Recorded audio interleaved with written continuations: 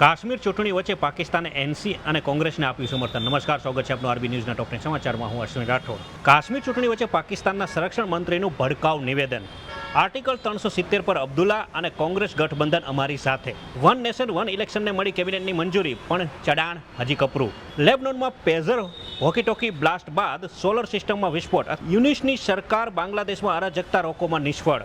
આર્મીને મેજિસ્ટ્રેટની સત્તા સોંપવામાં આવી. પન્નુની હત્યાના આરોપમાં ભારત સરકારને અમેરિકન કોર્ટનો સમન્સ મળતા ભારતના વિદેશ મંત્રાલયે ગુસ્સો વ્યક્ત કર્યો. ચંદ્રયાન 4ની જાહેરાત બાદ વૈજ્ઞાનિકોએ વ્યક્ત કરી ખુશી. નેતન્યાહુની હત્યાનો પ્લાન. ઈરાને ઇઝરાયલના બિઝનેસમેનને સોંપ્યું હતું કામ. થયો મોટો ખુલાસો. પાકિસ્તાન પાણીના એક એક ટીપા માટે તડપશે. ભારત સિંધુ જળ સંધિની સમીક્ષા કરશે. પાકિસ્તાનને મોકલી નોટિસ. ભારતનો ચીન પર વધુ એક વિજય. વૈશ્વિક રોકાણ બેન્ચમાર્કમાં પ્રથમ વખત સૌથી આગળ. ભારત મ્યાનમાર સરહદે રૂપિયા 31,000 કરોડના ખર્ચે વાડ ઊભી કરશે. ગૃહપ્રધાને કરી જાહેરાત. તો આ આજના ટોપ 10 ન્યૂઝ અને હું હતો આપની સાથે અશ્વિન રાઠોડ. જય હિન્દ, જય ભારત.